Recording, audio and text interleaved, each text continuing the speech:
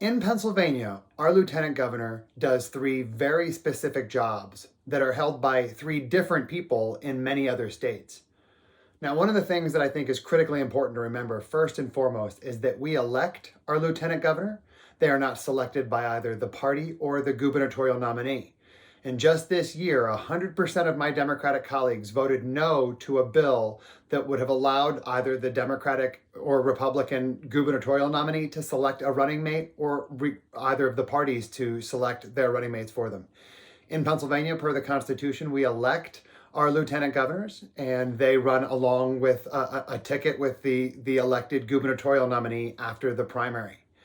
What we elect our lieutenant governors to do is three things. First is to chair the Board of Pardons. In Pennsylvania, our criminal justice system, as it is in the entire United States, is classist and it is racist.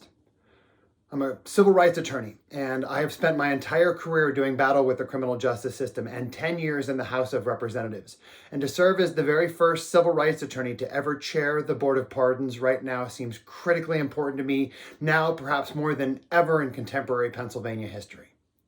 Secondly, the lieutenant governor chairs the Emergency Management Council, something that very few people were paying any attention to until about 2 years ago. But it's actually the lieutenant governor's job, when the governor calls an emergency order, to impanel the agencies, the organizations, the experts to resolve that emergency. I am the person running for lieutenant governor with the most experience in government, by almost threefold. I have represented the core of our state's largest city. I've worked under Republican governors and Democratic governors. I've served on more committees in the House of Representatives than anybody running for this seat. And I believe that I have the most experience to resolve an emergency order in Pennsylvania in a way that makes sure people don't fall through the cracks. Now, the last job of the lieutenant governor is the one that is the reason many of you know it. And that's because in Pennsylvania, our lieutenant governor is the president of the Senate. Now, I'm the most experienced person with the rules of the Senate that's running in this election cycle for lieutenant governor, or that has run in several election cycles for lieutenant governor. I've spent the last 10 years in the House of Representatives working through and around and with these rules to try to advance Democratic ideology in the face of some of the most conservative, heinous Republicans anywhere in the United States. And I am the most experienced person to be the voice, the eyes and the ears of a Democratic governor, of a Democratic party, and Democratic leadership.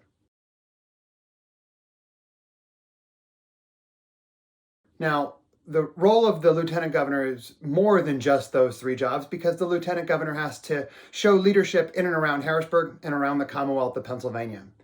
For the last decade, I have been among the leading voices in the Commonwealth of Pennsylvania on progressive Democratic politics, from women's rights and reproductive rights to racial and ethnic justice, LGBTQ civil rights, criminal justice reform, fighting for the environment, and fighting for immigrants. I have been the tip of the spear and the face of the shield in Pennsylvania when it comes to fighting for Democratic politics and fighting for Democratic policies against some of the most radical Republicans in the country, and I intend to keep that up.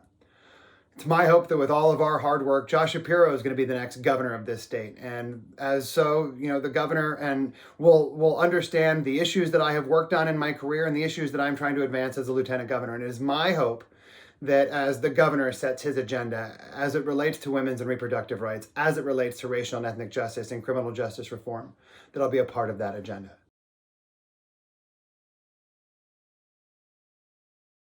The most important thing that I think that all of us need to recognize is that right now our politics in Pennsylvania are wildly divisive. And it's part of the reason that we need a lieutenant governor right now that has experience and discipline. I'm the most experienced person running for this job, and I've been the only candidate to show the discipline to run a statewide race from corner to corner across this state. I'm the only candidate that's been running for this last year. I believe that what the Senate needs is discipline and experience, because I believe that only discipline and experience can bring back both the right and the left within the Senate, that can bring back the decorum that is so desperately needed in the Senate. And with that, I want to say thank you to the League of Women Voters for giving me this opportunity, and I hope I have your vote.